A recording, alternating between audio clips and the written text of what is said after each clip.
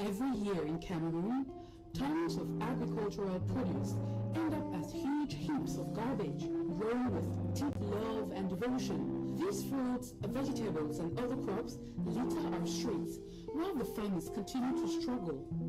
Many have said that agricultural transformation is the best solution to this problem. And we say Phoenix Agri-Entrepreneurship Community Program, AGREC, is the best place to start. AGREC is the most innovative and only tuition-free program in the Republic of Cameroon that takes business students and makes them food and beverage entrepreneurs. Held each year under the auspices of the Minister of Higher Education with institutional support from the Ministries of Agriculture and Rural Development and small and medium-sized enterprises, social economy and handicrafts, AGREC has become the reference in agricultural entrepreneurship in Cameroon. Are you a holder of the advanced level certificate? Are you passionate about project management or marketing, trade sales or accountancy or logistics and transport management or international trade? Do you aspire to become a big name in the food and beverage sector? Then register for AGREC today. Call 675-102650 or visit www.funic.co. The future is bright. The future is Funic. Your future is AGREC. Forging a successful career path begins from your foundation. A foundation of quality and professional education. It is a weapon of transformation and a passport to the future. HIPMAT's credibility and years of training thousands of professionals in HND, BTech, BSc, an MBA in the schools of business and management sciences, engineering and education, with remarkable mentorship from the University of Bamenda for the BTech and MBA and the University of Boya for the BSc program is second to none. From committed professors and lecturers in classrooms to numerous academic field trips, internships and workshops, HIPMAT will reform and guide you towards your success. Admissions are now open in our Boya and Douala campuses. Join us. Together, we will build a legacy. HIPMAT is what it is today because of its excellent and competent teachers. Your children HIPMAT will be the perfect place to gain that professionalism that you need to further your educational career. The Higher Institute of Business Management and Technology, the University Institute for Professionals.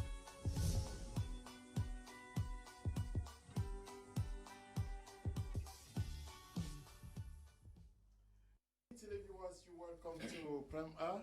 On my Media Prime, we this day are going to be looking at three topics. First, starting with the outing of the pioneer Vice Chancellor of the University of Boya, Professor Dorothy NJEUMA, who has written an explosive letter to the Minister of State Property, asking him to revisit his current decision on the land saga, pitting the University of Boya and the Bulu community.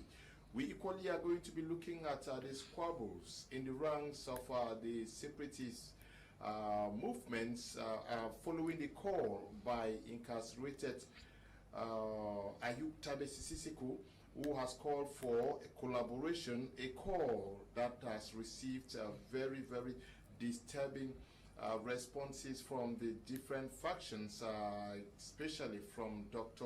Ayabacho Lucas and Dr. Sako, Samuel Ikomi, and a host of others. We equally are going to be discussing the situation of unpaid salaries, 19 months of unpaid salaries for workers working with the CDC. They protested last week in Tico. We are going to be finding out why government is still not answering the call for assistance to be given to the Cameroon Development Corporation so that they can revamp the corporation that is very limping, also salvage the situation of its workers who have gone unpaid for 19 months. We discussed this with our panelists who are already seated in the studio. Apostle AMBE Valentine NGWA is here with us. Good evening. We're glad to have you once again. Thank you, Mr. Leo. Good evening, Cameroonians and viewers of Prime R, which is the talk of the nation, a platform where Cameroonians are being educated on very heart-burning issues as far as our nation is concerned. It's always an opportunity and a privilege to be here to educate the audience. God bless you, and good evening to all. We also are in the company of ANDRIN, ATEM EBAKO. Good evening and welcome. Thank you very much, Mr. Leo. Thank you for this other opportunity which we have again here today to see how our ideas can contribute in the nation building of this country, Cameroon. Thank you very much.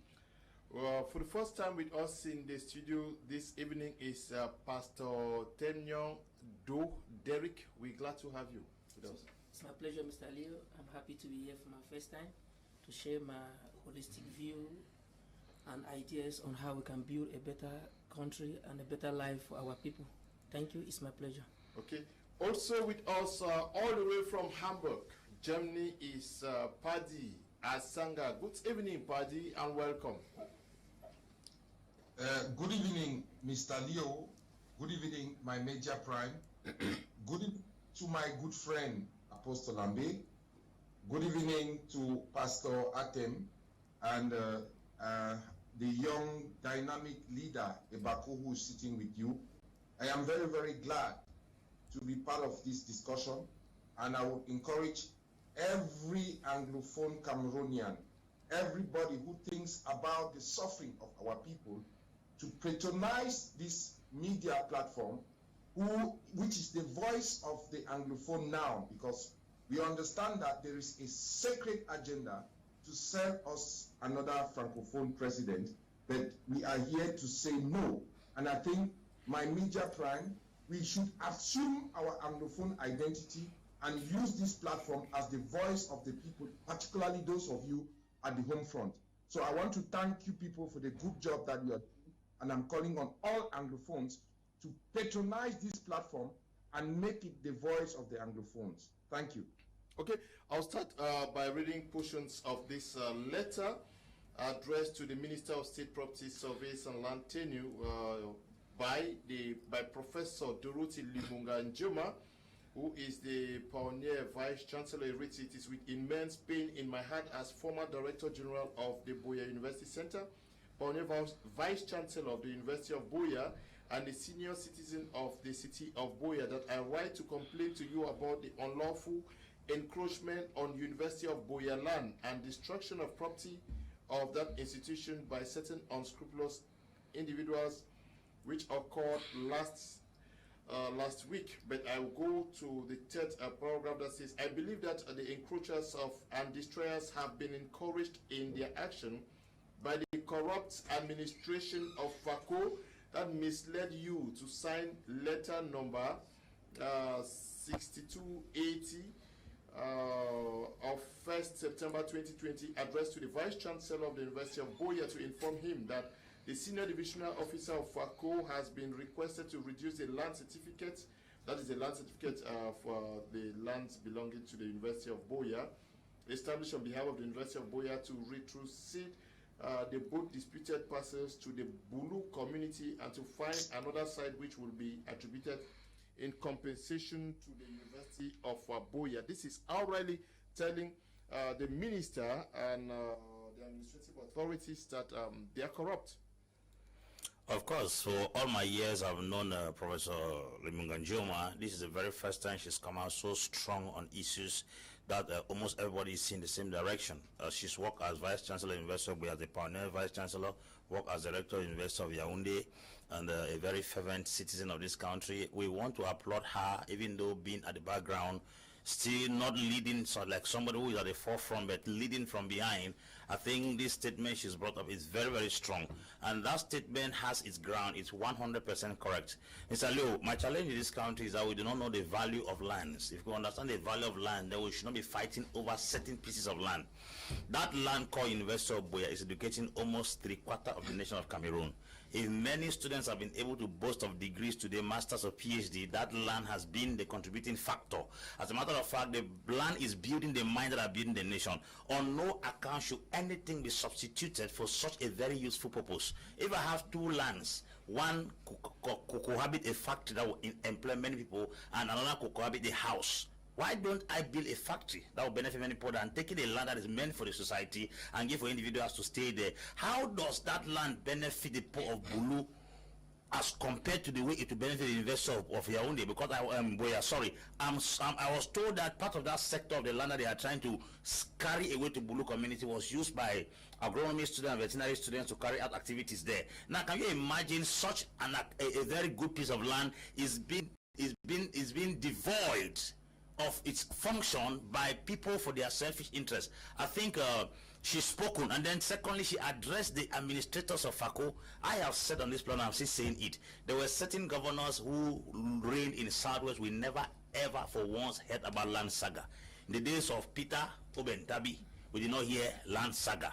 In the days of David Aboem Achoy, we did not hear of land saga. These recent governors and SDUs who are coming from regions that we cannot identify, they are the ones who have come into that place, and they are hitting the people's head too. For the people of Bulu, first and foremost, to even think of the fact that they should deprive the University of Boya a human resource center, a center of human development, depriving its space. I'm sure we were supposed to have been giving more lands for more mines we build to better the nation tomorrow, rather than trying to grab land that is very, very resourceful. Are there no forests or villages or hinterlands that they can explore and create new villages, rather than insisting on a piece of land that is a human development center? Okay, ANDRIN at EBAKO, the Professor NJEUMA goes further to say it is inconceivable that your ministry, that is a Ministry of Lands, could have contemplated such retrocession of 87 hectares of the university land to individuals whose sole intention is to sell the land for their personal enrichment and those of the corrupt administration of FACO at the expense of a public institution like the University of Boya, which is the mainstay of the city of Boya, intended to train the youth and to develop the much needed human resources for our beloved country, Cameroon. Should Professor NJEUMA school the minister? Should the minister not be aware of this, because it comes to the interest of that land, like he says, yes, giving it to individuals and giving it to the university. Yeah. Well, I think it's clear, and I think she has made her point very clear, and also the apostle has also analyzed the situation very well, because that has been the how will I put it, the kind of back game politics in Boya, where land is always being taken, claiming that it's being given back to the natives, but at the end of the day, those lands are being sold to private individuals for their own interests. So I don't think that it is the right move for the government to have allowed this, or after she has complained that the government is able to do something about the situation, because a land, as the apostle rightly put it, is a place where mines are being built. We need people who are aware in Cameroon. We need Cameroonians to be aware. We don't need Cameroonians. We don't need an informed people. We don't need uninformed people. We need people who are informed in order to build our nation. So if a land like this is being used by the Boya University, and the so-called whoever wants to come and take the land and give it to a certain village people, I don't think this is really fair, Mr. Leo. In my view, I think that she's taking the right step, and the government is able to look into the matter and make sure that the land is being kept by that institution, so that it can keep promoting in building the lives of our people in this country. Okay. Thank you. The letter goes further to say, in their senseless action, these individuals have ignored the ruling number 110/FD 2020 of the 2nd September 2020 of the Administrative Bench of the Supreme Court, which quashed ruling number, anyway, goes further, is of the Southwest Administrative Court.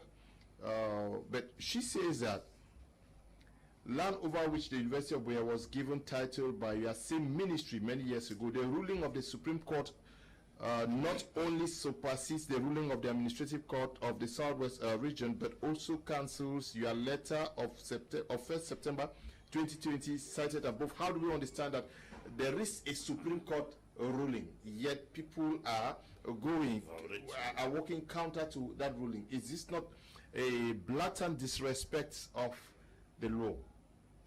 Mr. Leo, you see, land issue in Fako, it need God himself to come down from heaven. Because if Madame Dorothy did not react, that would have been a very big crime. Because she is the mother of the University of Boya.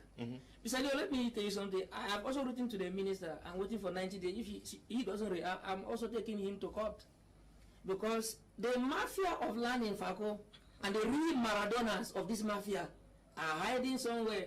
They will not go and get some few youth who cannot even build a one-room blockhouse in their village. They not come and put them in front as the villagers, while the real Maradonas, the real mafias are somewhere behind.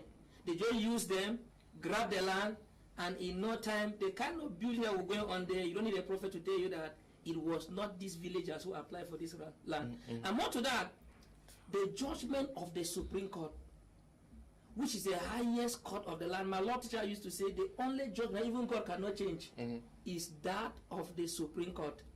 But look at in Cameroon, see, if by now people are not yet arrested for this matter, then from the head to the toe there is something wrong, or from the toe to the head there is something wrong.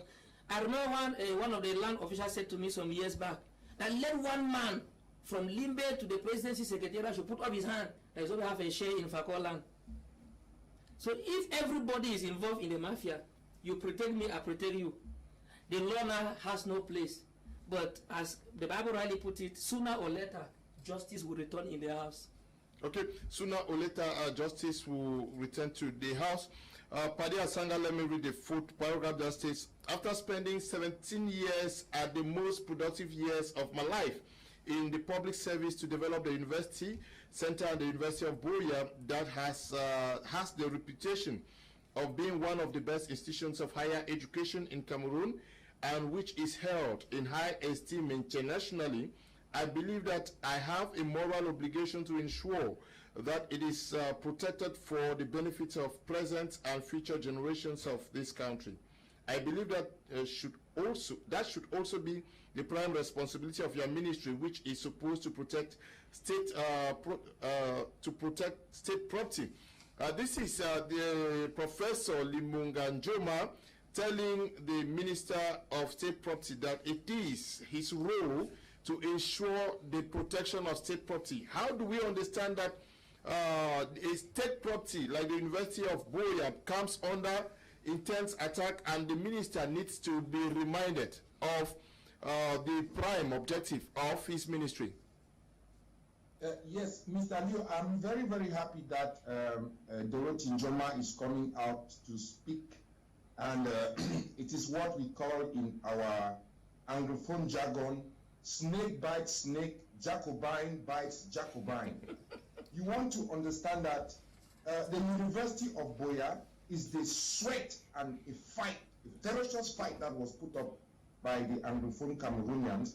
And when they were creating the University of Boya, they thought that they were trying to decentralize the university to ease the tension and send those students, those Anglophones who were always been agitating to Boya, and they will contain them there. But today, you understand that during the presidential election, a certain candidate said they should scrap NAM. And these are the consequences of a neo-colonial institution that is called NAM that doesn't save the interests of the people. So if Madame Dorothy NJEUMA has been a snake biting another snake in the house of the Jacobines, we applaud her, we welcome her, and she's also welcome like Chief Mukete, who stood up and said in his 90 years he will not continue supporting the system. So we have people who are coming back home to respect the will of our forebears, how we came into this union. But the problem is this, Mr. Leo.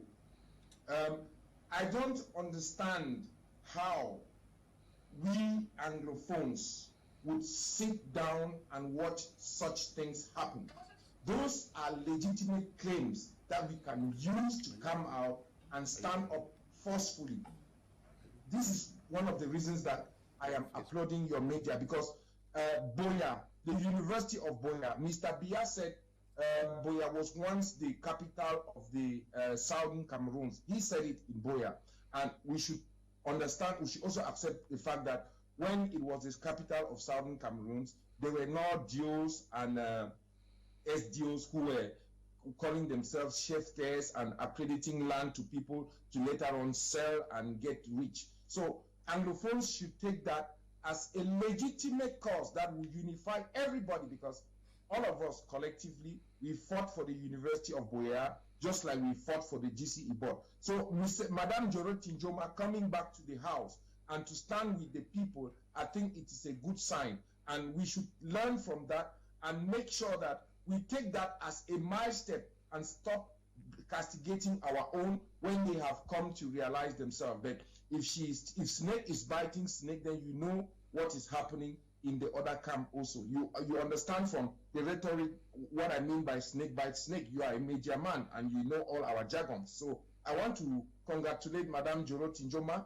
for her clairvoyance and for standing up and speaking up against corruption. Corruption that has been the foundation of this CPDM Jacobinist government. And if she is stepping out, she should step out forcefully and step out completely. Join us to fight for the will of our forebears so that Buea should be the beacon of education, should be the sanctuary of education, just like Bamenda and other places, and the secondary schools that we have that has been infested by Francophone students who are coming to pay us fees and make Northwest and Southwest the sanctuary of education in Central African region. Thank you, Mr. Liu. Okay, Professor NJEUMA goes further to say, if the people of Bulu have sold all the land in their village, including the graves of their ancestors, it is immoral for them to collude with unscrupulous so-called Fako chiefs and individuals who now want to continue the same malpractice by usurping University of Buea land. If you and the corrupt Fako administrations are so mindful of the welfare of the people of Bulu village, it would be better that you offer them land elsewhere on their other side that you want to allocate to the University of Buea. Isn't it logical that, okay, this land should be given to Bulu because another land should be created somewhere for the university? The former vice chancellor is saying if there is land for the university, I advise that the land be given to the people of Bulu. The truth is, when it comes to economic development, sites are very strategic. Yes, when it comes to economic development, the site where the University of Buea is positioned is very strategic. To me, I prefer that if there is a land somewhere for University of Buea, they should take the same number of hectares meant for University of Buea and give to the poor of Bulu if it's in the outskirts. That would be a replacement. Secondly, she spoke that if they have sold all their lands, including their graves. I wish to ask that since they began selling the lands around the Bulu village there, what development has come to that place? Who sold the land? Because if the people are selling the land and the land is not developing them, then there is a question mark somewhere. Because the truth is, even sometimes you hear that lands have been allocated, the indigenes of that environment hardly get those lands. It is total strangers that get those lands. I'm talking like somebody who has gone to Southwest and has understood a brief knowledge about the land saga there. You will discover that most of the individuals who are the indigenous of the land hardly own pieces of land in the environment. It is the administrative authorities, they use chiefs as their puppet. They use those traditional lands as their puppet now to achieve and grab their lands. You will discover that a DO or an SDO or a governor is having 5 hectares in a new layout. How do you correlate such information? How do you reconcile the fact that in a land that has been given to some group of natives, a total stranger who has been sent as an administrative authority owns 5 hectares of land there, and is not owning the land to develop it, he's owning the land to sell it back to the individuals, double the price which they ever give to them, which means we fight, we collect our lands, we give it to strangers, they sell back to us. I think the people of Bulu were not even supposed to have gone to the level of even combating the University of Buea, because why? The University of Buea is a blessing to the entire nation of Cameroon. Nobody was supposed to have even told them to confront that land if they had anything as an intention. To me, this is not the case. If these guys in Bulu are really reasonable and they have the interest of this nation at heart, they were not supposed to have even come or encroach university land, because why? They should have understood the value, the content and the component of that land to be able to start even raising a fight against it. Why didn't they go to somewhere around the forest or ask the government, okay, we know this land is very useful for the state? Yeah, but this is the second time I'm writing to you on the matter of land grabbing in Fako since my first letter of 26 November 2019 on irregular allocations of state land in Boya by the administration of Fako. The situation has become considerably worse with huge parcels of CDC land allocated to villages in the name of so-called chiefs of Fako. The chiefs are greatly indexed in all of the brouhaha going on with respect to land not only of the University of Boya, but also the lands in Fako division. How do we understand that? Because the chiefs are custodians of land and tradition. Yeah, you know, Boya, being what it is today, it's a small village. And the people of that Fako division are mostly villagers. And a lot of them, development has taken them by surprise. We understand the manipulation which happens down there, because how do you call Fako villagers? Yes, is there a division? Is there a division in the southwest, in the northwest, that is more developed than Fako? Mr. Leo, development does not, that it is not the Fako people themselves that are developing Boya. Let us be clear on that. But that is an environment I master very well. So what I'm saying here is that in my experience, which I've seen down there, this is all part of this, the assimilation that we are talking about. You meet a handful of people you know they don't have, and you take them and push them ahead because you are claiming that you want the government to give them this land. And when the government gives them this land, the people don't have money to develop that land, which is clear. So they turn now back and start selling the lands to the key people who really wanted this land, and these people buy those lands, and you see the kind of structures that are being put in Boya. You know that even people in the West cannot carry out those kind of structure. We know structures that we can understand that these structures are being put down by some few individuals in the diaspora. But there are certain structures there in Boya, you know that these are only ministers that are capable of putting down this kind of structure, and they use other individuals and put them in front as though they are the ones carrying out those structures. So what I'm saying here, Mr. Leo, is that Boya is almost like a paradise in Southwest, whereby every authority, every administrator finds a need to have something in Boya, because that is a talk of the entire nation. We are talking of Boya today. Boya is one of those cities that if you move in Cameroon, you'll be so shocked when you get to Boya. The kind of development and the fast rate of development which takes place in Boya is so amazing. So the agenda of land grabbing, especially knowing that that area is very strategic, it's highly economical, it has a very high economical value. So what I'm saying, Mr. Leo, is that this is not instigated by the people of Bolu themselves.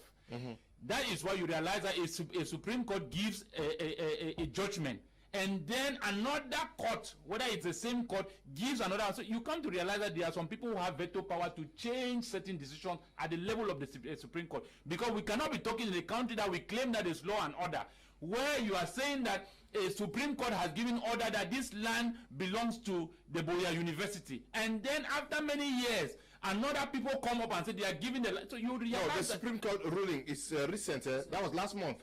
For that, it belongs to the Boya University. Yes. And 2 weeks later, we find a group of persons invading. But this is exactly what I'm telling you, that in Cameroon, the law and order that we claim that is in Cameroon does not actually operate the way it is. It's only on paper. There are men who have veto power, who can unchange any court decision in Cameroon. I have seen that. So what I'm saying here is that know that the people who are standing in front asking for this land are being sponsored by some ghosts.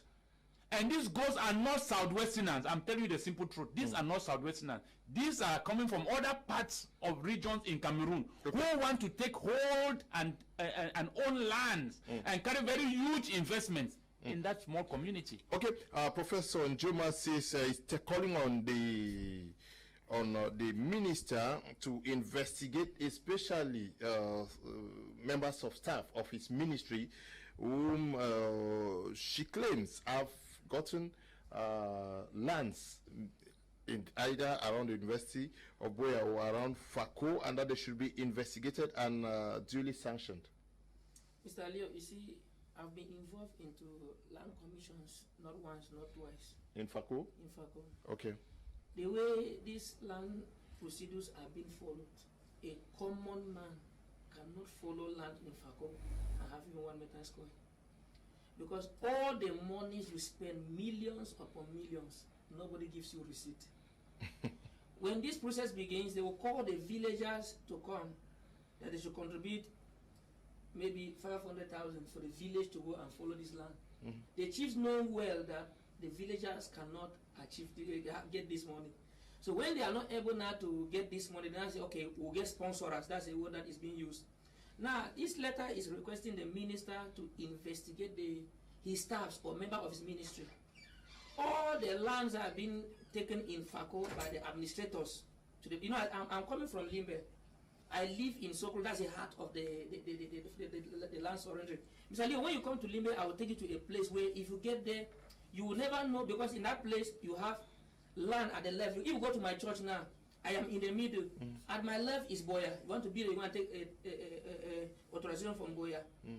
Where I am, I'm Limbe too. After me again, you have Boya again. You want to build, you get authorization from Boya. And all these administrators, when they take this land, none is in their names. So how are you going to investigate them? If you look at this Boya, University of Boya land saga, the guys came with gendarmes. They came with well-armed uniform men. Mr. Leo, you know, for a uniform personnel to go out is either by the instruction of the State Council or by the instruction of the SDO or the sub-DO. Uniform men don't go out on their own. If uniform men can follow the surveyors to the field, follow the caterpillar driver to the field to grade the University of Boya land, that tells you that we know who has the power to send out the military or uniform men. So if you look carefully, if the minister wants to be sincere to this letter, want to do his work properly, because Fako is a very funny place, and if he does not act, don't be surprised that in the next government resolvement you may be out because of this Fako land saga. Because Fako is not just an ordinary place in Cameroon. Fako is a center where God himself has interest. Yeah, if you look at Fako, if you look at even the group of the gospel in Cameroon, if you look at the gospel, Fako, Bimbia, the gospel came to Cameroon from Bimbia. When you go there, you see the status of Joseph Mary, 1844, when he came with the gospel. Afreseka came through Bimbia. And if you look at a fire conference began in Limbe. So Fako is a seat of God. And Fako is the fastest growing division in the English zone. So what I expect from now, Mr. Leo, before I rest my case here, is that if at the end of this University of Boya land saga, people like the former Prime Minister are not on the street to protest over this matter, people like the senators, Belamoke, thank God they have spoken words, but that's not enough. Because we expect all the Southwest airlines to come out now if truly they don't have interest in this matter. Because if you stay silent in my village, they say when meat is in your mouth, you don't talk until you remove it. Okay, Padi Asanga, what's the way forward out of this situation? Definitely, Professor NJEUMA is calling on the minister to take swift actions by sanctioning members of his staff who are not doing their job or who are involved in the land grabbing saga in Fako division. Yes, Mr. Leo, you know I'm a critic of the system, and Professor DERICK NJEUMA has been part of that system, and if she has virtually turned his back from that corrupt system, then she should know the solution. It is not me, Adi Asanga. If you ask me what the solution is, I will call on all my Anglophone-speaking brothers who have this political identity that we all have consumed, calling ourselves Anglophones, to come out, march on the street, and denounce those SDOs, those colonial institutions, because they are the people creating the problem. This thing is happening because they have vested interest in Boya, and there is a projection how Boya is going to be in 20 years. So if you want to ask my own solution, I'm asking everybody and every indigent of Boya, be it migrated or non-migrated, to come out and protest vehemently against that project and denounce all these these trained colonial administrators who have been sent from Yaoundé, an institution that we have denounced So if you want to listen to me, I am that radical type of a person. I would say this is a second case. It has happened in other places in Cameroon. They should scrap that thing that they call a NAM, because they are a problem to that country, and make a NAM a faculty in University of Boya, in University of Bamenda, in University of Ngaoundéré, in University of, and anybody who wants to become an administrator should go and study there, because people have paid money to be to go to a NAM, and they want to get return on investment, and that is what they are doing by expropriating people from their land, getting themselves rich, grabbing property, and then building empires, building mansions that they will legate to their generations to come. So for me, the Anglophone community in Boya should rise up and say no to this masquerade, and DERICK, who has championed that cause, and all other Anglophone elites, be it of the CPDM or of the opposition, they should rise up, and then they would send a strong signal to our people that we have a post-colonial identity, and that's the only thing that unites us. Because I'm talking as somebody from the Northwest region, but I think that Boya has trained people also from the Northwest region, and we have that collective responsibility to stand against this Jacobinist hyper-centralized system that has sent corrupt SDOs and DOs, as DERICK said, and I will quote her, to come and grab land and enrich themselves as people have been enriching themselves. The other day, I heard that a minister had 85 million in his house, and the house aides embezzled that 85 million, or they stole that 85 million. Congratulations to those house aides. Was that minister, is his house a bank? What was 85 million doing that? Those are the same people, and all these people are products of a NAM. They are just SDOs who have been nominated in positions of power, and we should be denouncing them, and Anglophones should rise up, Northwest and Southwest, resident in Boya, to denounce that. That's the solution. Thank you. Okay, we are going to take a short break. When we come back, we look at our second topic for tonight.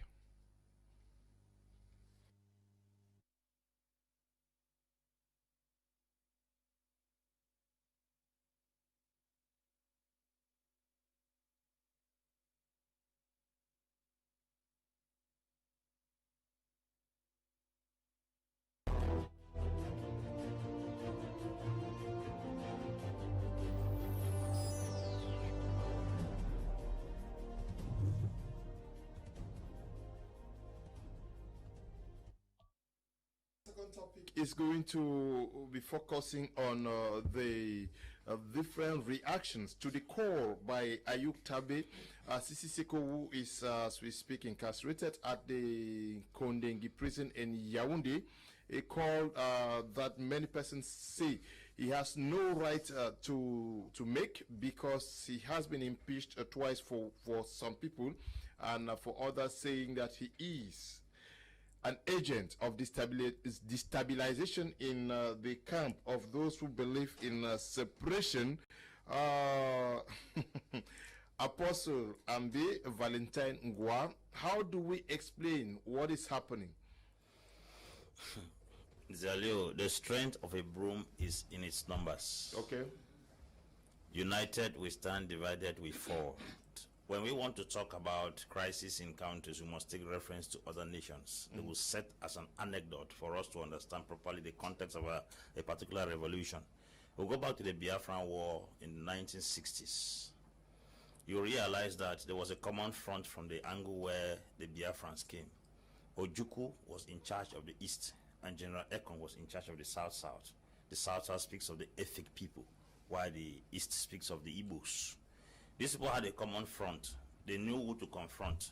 When it was time for them to confront with such organized setup, proper structure, with an army to confront the state, they were still defeated. Then talk less of a people who want to confront a state. They are not, first of all, united. The division alone is a very, very dangerous weapon put in place. Secondly, our fathers in 1953, in the Eastern Regional Crisis, they had their differences.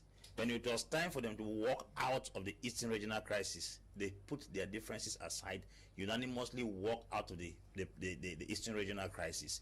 They had different views, political views, but when it was time for them to walk out, they unanimously walked out, and it was easier. There was no bloodshed. But since the Anglophone crisis came up, what I have seen is grade 2 teachers were able to put themselves together, because the only doctor by then was EMMANUEL. People like Foncha and NGWA, the rest were teachers, grade 2 teachers. But the wisdom, that's why I say wisdom is not in the certificate you have. Those people walked out of the Eastern Regional Crisis quietly and came and stood their ground and then started building a government.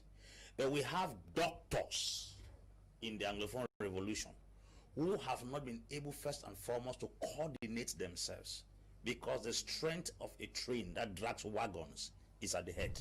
If the head of the train is not in order, the wagons will all fall in a ditch. The population of Southern Cameroon is looking up to people that have different heads. My father used to tell me, anything that has more than one head is a monster. And it's very certain that the guys who are driving the revolution, the separatist movement, they have not made up their mind to come with the common goal, because the government, even if the government has to confront, he doesn't even know who to confront and who to negotiate with. So if statistical TABE is incarcerated because of the same crisis, and he brings an idea for them to collaborate together, probably to project a particular goal, because the divisiveness among them is so alarming, because they don't have the same ideology. Somebody is for secession, the other person is for federalism, the other person has an army on ground that he does not tie with the other army. And they used to say that when pig gives birth and is not able to feed, it begins to eat itself. There is something we call in medical science multiple sclerosis. Multiple sclerosis is a medical condition whereby the cells that were designed to work as antibodies, they receive a wrong information. They begin to fight against themselves. Instead of the body to experience explosion, they begin to experience implosion. I think the reason why the Anglophone crisis is experiencing implosion, because why? It's solved from multiple sclerosis. The forces that were supposed to be joined together to confront and fight a common goal, they are now fighting against each other. How can you explain that you don't first of all have an army, you don't first of all have sophisticated weapons, then the little you have, you are killing the few forces you have because you are at loggerheads against each other. I think the Koba Seko, even if he's incarcerated, he has not imposed. Collaboration is a very fundamental aspect when it comes to the war. In East Timor, where they stood to boycott from Indonesia, one of the things that gave them so much tenacity was their unity. They had a common head, a common leader, who was the commander-in-chief. But we have 38 million generals, 66 million commanders, and 98 million presidents in one revolution. I think if something is not done, we're going to be dancing by throughout the entire revolution. Okay, yes, your first reaction to what is happening. Ayub Tabe calls for collaboration. Why now? Well, Mr. Leo, this, I would still say that before you go or you decide to make war or you decide to go into a battlefront, you must be able to have judged your stamina and look at the amount of army that you stand with. Because I keep building these statistics so that people can understand exactly where we are, because that is how intelligent people fight war. They don't fight war by only looking at how many weapons you have, how many bullets have left your guns. They also judge the war by how many people have died, how many people have been dispersed. So I keep saying that the population, as I would say, in that northwest and southwest, before this war was 5 million. 2.3 million people have been dispersed out of those two regions. 1.7 million people who now remain in those two regions, Mr. Leo, 600,000 of them are internally displaced. So that means that we are only talking about close to 1.something million inhabitants in those two regions. So what am I simply trying to say here? The question here is, must people die, or must we all die as Anglophone for the separatist fighters to understand that they are fighting a war? I also want to say something, Mr. Liu, because in every revolution there is always a leader. Like the apostle said, there is a head train that draws the wagon. But here there is no head. I only see linesmen and coaches who are ready to sell their players for another team. They are not here to see how the team can win, because the team does not have a leader. And the leader that we can remember in the early days, which is Sesiko Tabe, who is now in jail, is calling out for a collaboration, because that is what will take these people to reorganize themselves. I ask, is it a cult or is it a movement? Is it a revolution? Because if it's a revolution, there must be leaders who must be there willing to sacrifice their life. But in this, what I'm seeing here is that these so-called separatist fighters have decided to mortgage and to sell out the lives of the few remaining fighters that are on ground, and they are still ready to sell them, because from the statistics which I've given, 600,000 of them is being internally displaced. 2.3 million people have been displaced out of Cameroon due to that conflict in those two regions. So what am I trying to say here? As the year and 1 million of about 1.7 million people are in immediate need of humanitarian aid, and this has increased 1 million within 1 year. The number has increased of how many persons are in need of help there. So that simply means that the government is looking at it in this way. It means if the war goes on again for 4 years, the Amazonian philosophy or concept will die down naturally by the depopulation of the fighters that would have been killed. Because at the end of the day, if you look at the population there, 60% was made up of the youths. From below 25 to 1 year of age. So at the end of the day, you come to realize that if these people don't reorganize themselves, that simply means that they really want to sell out the blood of the people in the northwest and southwest for their own personal gain. So what I'm saying here, Mr. Leo, is that if these people want to lead these fighters that are on ground, who are looking up to someone who is going to lead them, because since ever Sesiko Tabe went into jail, he seemed to have lost every figure he had in this revolution, and now it has become now a game of business. So this is not going anywhere, and people must not die for us to understand that we are fighting a war. And you must not be you cannot. These are not. I don't find any of these men as leaders. They are not leaders, Mr. Liu. Because no leader, I don't see leaders who keep sending people ahead and they stay behind. You say you want to lead from within or you want to lead from behind. How do you push a people without knowing where they are supposed to go to? You must stay ahead in order to lead them. So these people are only businessmen, making business, making merchandise on the blood and innocent lives of these young men that are being killed down there. As I'm telling you, Mr. Leo, if this war persists again for another 4 years, the Amazonian concept will die down naturally. The government understands that very well. Okay. Ayuk Tabe is calling for collaboration. Sako says that he has no such competence, and that if he were to agree to such a call, it would mean that he's accepting the fact that there are two interim governments which to him does not exist. He recognizes only his interim government, saying that Ayuk Tabe has been impeached twice, but even within the ranks of those in Kondengi, there is still no unity in the way they talk and see things. We find that Ayuk Tabe says this, and then Tassan says something else. Mr. Leo, you know, the truth about this Anglophone stop is that Siseko have not yet told himself the truth, and the people around him have not also told him the truth. Okay. Who created this division? It's Siseko. If you watch that first conclave in Nigeria, we saw this other one called Mark Barata.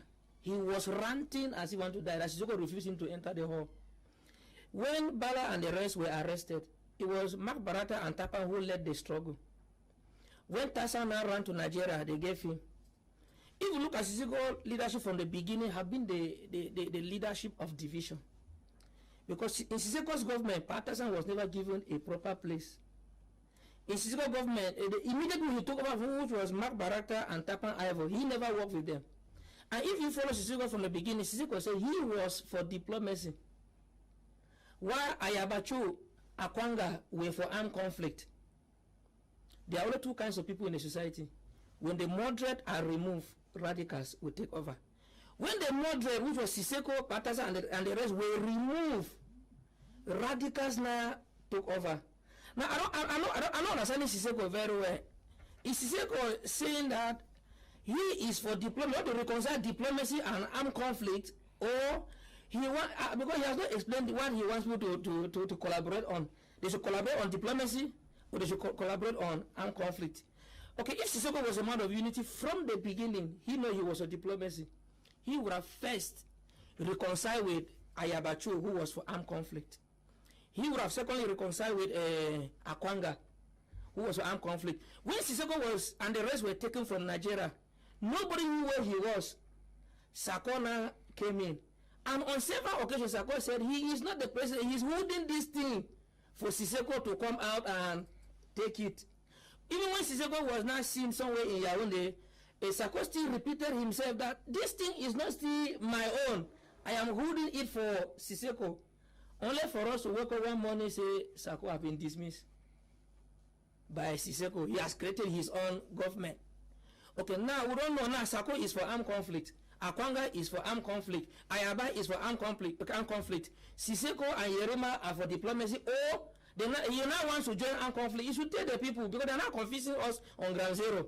We don't know left, we don't know right. Okay, Siseko is Yaoundé. We can easily access him. Okay, for now, let's assume that Siseko is our leader on ground zero. Because we can go to Konenge. Tomorrow, if I want to see him, I'll go there and see him. Yeah, if I want to see Siseko tomorrow, I will go there and see him. Siseko, where are we collaborating here?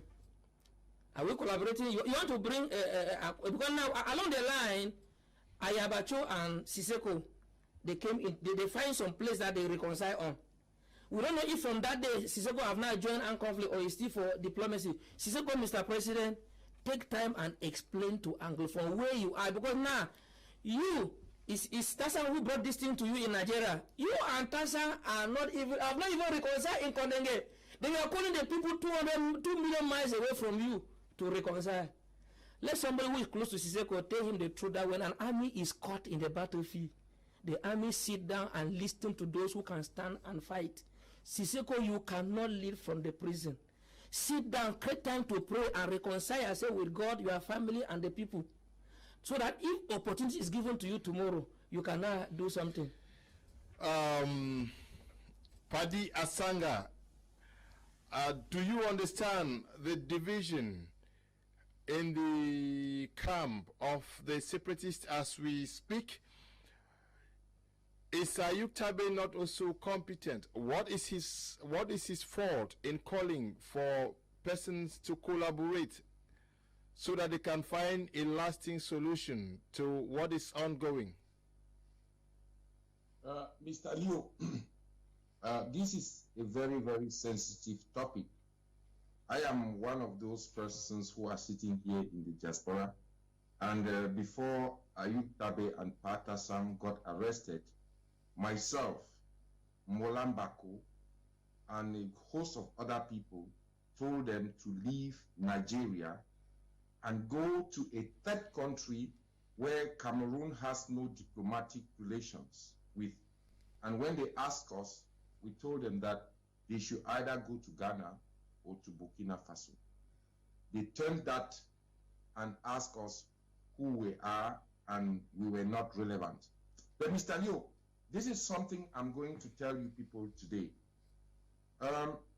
When at the verge of this crisis, when everything started, there were so many collaborative or unifying initiatives that came up. The first one was proposed by Justice Ayapol, whom I don't agree with because he navigates from 10 state federalists and Ambazonia, and then today he's talking about Camp. That's its story for a different day. Dr. Monzo came up with the Anglophone Dialogue Forum. The SDF went and marched in Bamenda and Boya. And lately, the chairman said, the Anglophones should sit, that the separatist leaders should sit together and bring sanity. What am I saying? I'm saying that when the foundation is faulty, you find yourself in the situation where they find themselves, because I'm not part of that group. Let me say it, I'm very stubborn to my own ideas. And it is because what goes around comes around. We had natural leaders like Bala, Mancho BBC, Penteres, Ngalim Felix, who we should have pushed for their release. But you know what the Cameroon government did? They play, they divide and rule, and that is what is happening. They release every person, and majority of those people they first released were from the Southwest region, and they left the Abakwa boys in jail. That's what the Cameroon government did.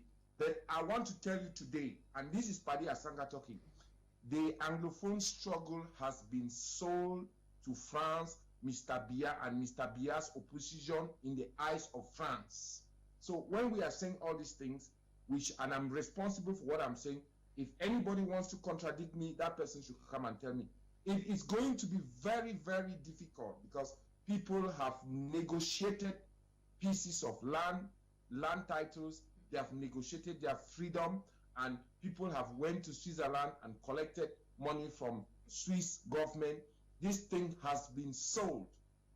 When the government invited us at the Grand National Dialogue, they bring in Francophones to dilute that rhetoric, but we stood our grounds and telling the government that we have come here and we want a federation. They said no, they don't want to hear that word federation. They said status. We said give us a content. Mr. Leo, today as we are talking, permit me say what I'm saying. I am from Abakwa. I'm an Abakwa boy. What is happening in my native Abakwa is a business. But I hope that we are going to come back to the solution seeking. You hear what Chris Ano tells you about the Ayabacho, and you hear what Ayabacho tells you about Chris Ano. You hear the AMBE versus AMBE. Tassang saying what he's saying and attacking. They are all attacking Tassang Wilfred. To the credit of Tassang Wilfred was on the ground. Tassang Wilfred was part of the consortium, and I don't believe in Ayuk Tabe. I don't believe in anybody who sat in the diaspora and hurriedly went to Nigeria to pick up position to hijack that struggle. I believe in real leadership, as your panelists are saying. The leaders of these revolutions of this movement are in jail, and they are the people who were at the home front where that thing started. Don't expect collaboration to come from anybody. The chairman of the SDF said, and that is the father of our voices today, he told us, all of us, that bring sanity in this thing. Don't tell me to move out to take my parliamentarians up, because I will sit there and I will be able to talk to Mr. Biya, and he will not be able to tell me to arrest me, because I have people who have been elected. That's what he said. But these people had an imaginary mandate, and they misused that mandate, created a government which was not inclusive, and then they started behaving condescending, not only to people like those of you who are the home front, but people like us who are sitting here in the diaspora. So, Mr. Leo, if you want to understand what is happening here, it is a business. Go and listen to what Field Marshal tells you about Ayeke. Go and look at the publications that I put about Chris Ano and their family treasurer, who is in one of the dungeons of Mr. Biya's government. Go and listen to what Eric Tato is saying about them, and go and listen to the leaks audio. So it has become a business. We know the truth, but we are hiding the truth from the common man. As somebody who is very concerned from the diaspora, let me learn, Mr. Leo, we have to empower you people who are the home front, so that the truth shall set our people free, and we will get something feasible. Thank you, Mr. Leo. Okay, thank you, Paddy Asanga. But if some persons think that Ayuk Tabe was impeached, that is the Sako camp, Ayuk Tabe insists that he is the face of the revolution. Where is the legitimacy of all these leaders? Where do they get the legitimacy from? If the revolution had a constitution already that gave Ayuk Tabe's position and his job description, his rights and privileges, then definitely they were supposed to have been dealing with him from that written constitution enacted before they kicked off. You don't just sit in your mind and give birth to a revolution. There is supposed to be three arms. There's an arm for diplomacy, there's an arm for judiciary, and there's also an arm for the military. These are three forces that collaborate together. This diplomatic executive arm is the one that gives command before judiciary goes to work.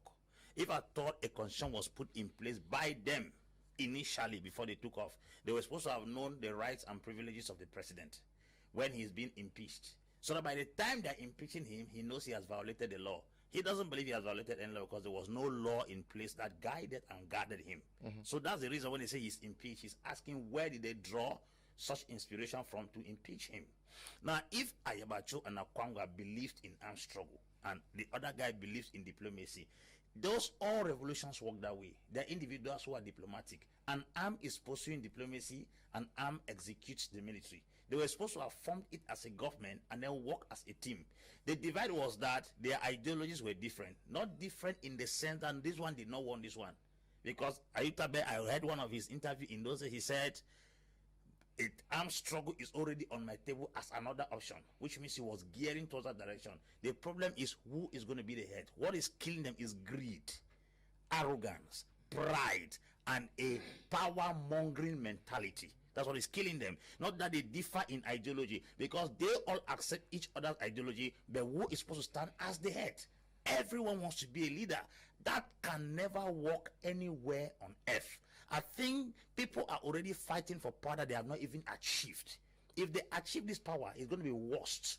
So there's no trace of humility, there's no trace of reconciliation, there's no trace of somebody accepting that this person is better off than me.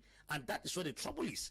If I thought they had acknowledged this person heads the diplomacy, this person heads judiciary, this one heads the military arm, then you should have been able to understand that the diplomatic and executive arm is one that gives a go ahead. But you realize that Ayabacho, the kick of the armed struggle, when Siseko Ayuk was not even yet ready to give out the armed struggle, which means somebody is a head. That thing is like an octopus. It has several heads come from different angles.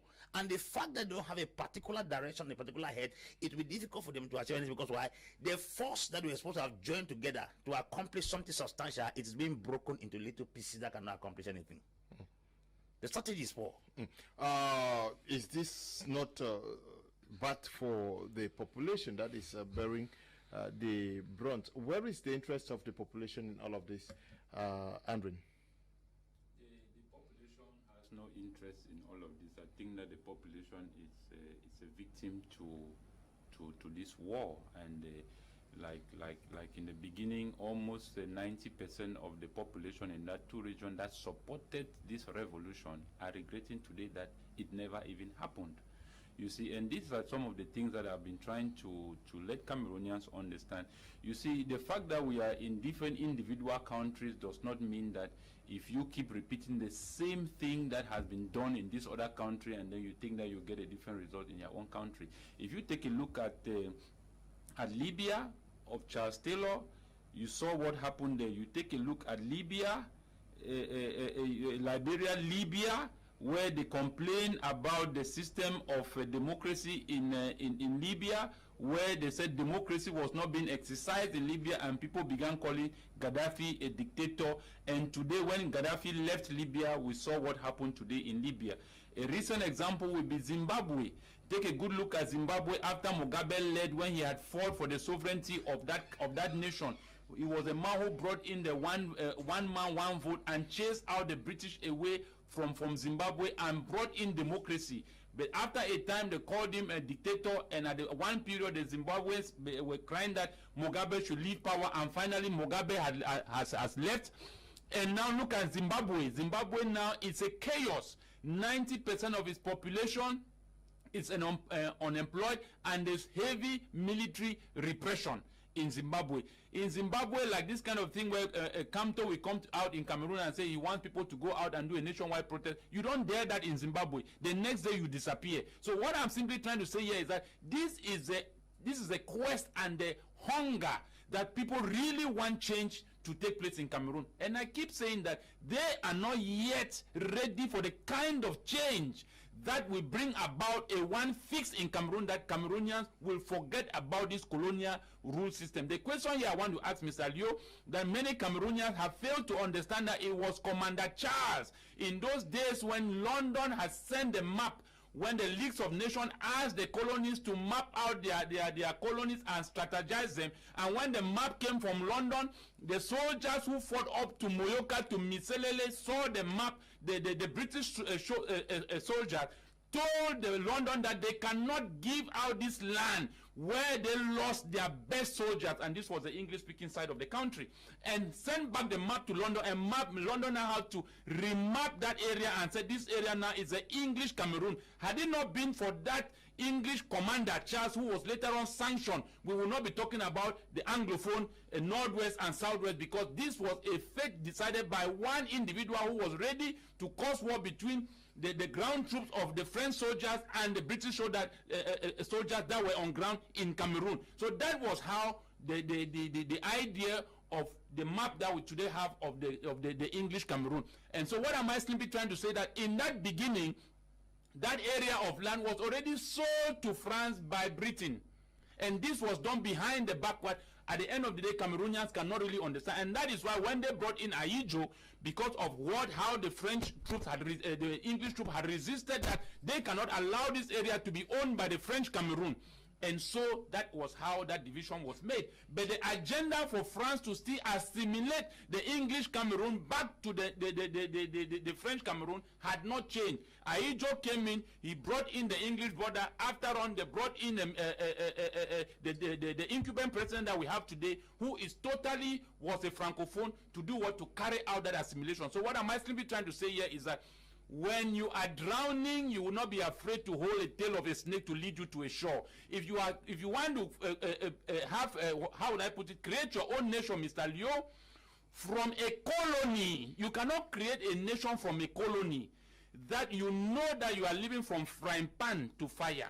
We have not even yet had the independence of the Ambazonian, but we are seeing what the regime of the Ambazonians are already doing in that region, which is making life unbearable for all Anglophones that cannot live in those regions. And we cannot say that it is only the regime of the separatists. We have also seen the regime of Mr. Bia.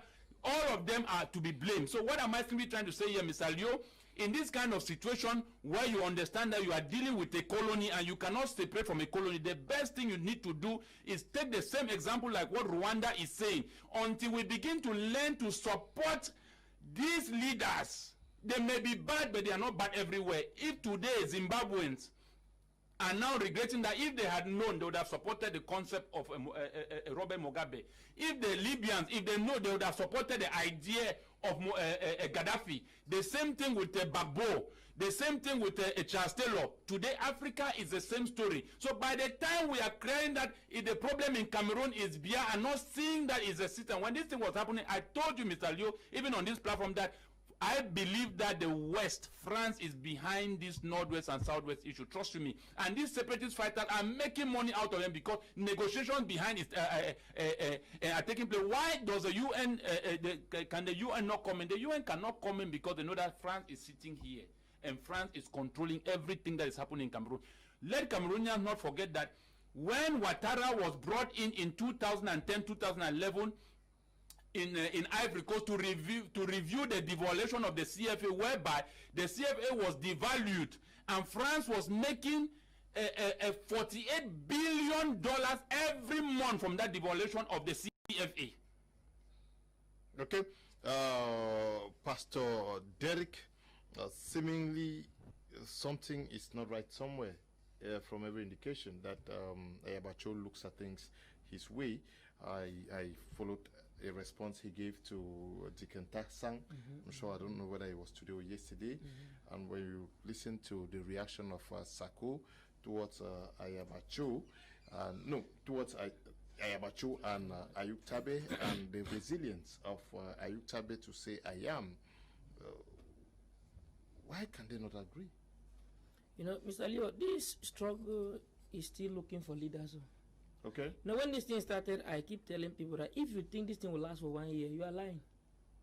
If you think this thing will last for 3 years, you are still telling yourself a very big lie. this struggle is still looking for legitimate leaders, and very soon they will come. You know, every revolution produces its leaders. Some people may start it, some people may carry it on, but along the line, the real leaders will come. If you look at even the history of the colonization, the real people who fought, at the end of the day, they were not even those who took over powers. What we need to do is that this Anglophone issue calls for a lot of prayers, Because if you look at what caused our people to leave Nigeria and join French Cameroon, is the fear of what the Igbos were doing to them. So they thought, those who built the future, you build it with strong determination. You decide to suffer today, and even for the next generation to enjoy. We need revolutionaries. What we see have now is some small boys. You see Eric Tato will be ranting. Leaders don't talk the way they talk. You see Tapan Ivo will be abusing this one will abusing that one, writing letter up and down. Those are boys that have just suddenly found themselves an opportunity to express themselves. As days goes by, Mr. Leo, believe me, you will see that the hand of God. One thing we have to know is that the hand of God is so strong on this Anglophone issue. Yeah, but you have not explained, you have not answered my question. I'm saying, why can they not understand themselves? Is it the hand of God that is setting this confusion? It's simple. They cannot understand themselves because they are not yet the real leaders. Ah, okay. Okay. You are raising the issue of legitimacy that I asked you. Okay, let me ask something on that. Because if you follow carefully, today, this guy, they call him the chairman of the Restoration Council. He read some constitution that were designed by Sissoko himself. And he read some articles and seen that Sissoko violated this one, violated that one. For that means he is impeached. Okay, for Sissoko to prove that he is still in power, one thing is that Sissoko was deceived along the line by some people who may have told him that you still have command. You still have people behind you. Create another government, people will fall behind it. Mr. Leo, since he created a government, if Yerima comes on air, you look at the view, it's 2-3 people. If you look at even the actions and whatever is going on, you cannot hear Yerima anywhere. So what I will advise the Anglophone leaders is that humble yourself. Bible says if you humble yourself in due time, God will lift you up. Arrogant, pride, hunger for power. If care is not taken, some of them will more than the colonial master we have from Britain and France. If care is not taken, but God so being kind, our prayer can't go in vain. God knows how to remove wrong people and bring in right people. Mr. Leo. Okay, good evening once again to all of you following the program. Many of you are writing already. Padi Asanga, definitely there should be a way to solve the issues, the squabbles amongst Anglophones from the southwest and northwest regions. Yes, Mr. Leo. Let me be honest to you people, and I'm going to say this one. At the background, there is something that they call the Ghana Peace, Pan-Africanist Peace and Security Initiative that has been scheduled for Ghana. The date has not been proclaimed, but we are talking about that, and we have endorsed that for one simple reason: to stop the bloodshed and recalibrate the way we are going to face the French Cameroon Jacobinist government that is composed of Anglophones and Francophones. Let me say this because Atanganji is a Jacobin. Jacobinism is an ideology, and that ideology is embedded in Mr. Atanganji Paul. So, just like Justice Aya Paul said with the AAC3, Dr. Munzo said with the Anglophone Dialogue Forum, Cardinal Tumi came up with the Anglophone General Conference. We think that there should be an intra-Anglophone dialogue in order to put in place a mechanism that would let our people express themselves, all shades of opinion, so that if somebody like Atanganji Paul comes on that platform, we should be able to ask him that question. Can you sit here and tell us today that there is no Anglophone problem when you went on air and said that there was no Anglophone problem because you wanted to be appointed Minister of Territorial Terror. That's what Mr. Atanganji Paul has been doing. I am saying, Padi Asanga, can we be more civil in the way we talk, please? Yes, Mr. Leo, I'm saying this. I'm responsible for what I'm saying. I am a political activist. I'm responsible for my own opinion. And we have given our heads. People want to kill us because we went to the national dialogue because we, from a political activism platform, we believe in talking to your opponent. We don't have enemies in politics, but we have opponents and we have adversary. And what I have said, it is my words, they are my words, and I'm saying that Mr. Atanganji is one of those persons, one of those Anglophones who cannot sit with us to talk. But there are also people who are victims of the Jacobinist system and the Ambazonian atrocities. So, Mr. Leo, please, you people, journalists, I don't know why you people keep trying to shut people like us down, but one thing is clear. Anglophones have to sit down, and we propose to them the Quebecan model of the special status. That is, Canada is a federation, and Quebec has a special status. And you want to understand the mystery of Quebec is that the Francophone minority have the prime minister. So why don't we talk about an Anglophone president? Why did they amend the constitution to make Mr. Biya president? They can also amend it, not put people like Atanganji, but people who are victims, people who from the other side of the game, so that after 30 years, 40 years, we can sit down now. Yeah, Paddy, don't cut me, please. From the two political cultures, we can make an analysis and see where we are going. If all those two, the English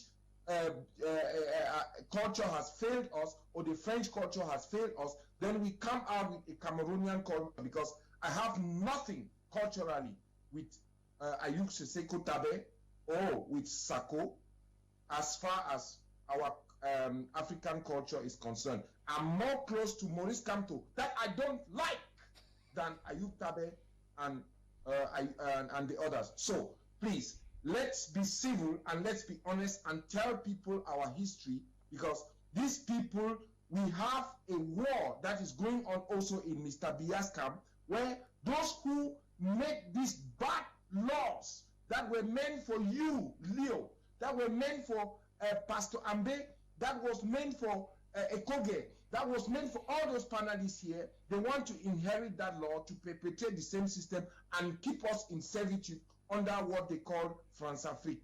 And those of us who are very, very active, those of us who do our research, will come here and tell our Anglophone population that we are not going to accept it. It is over.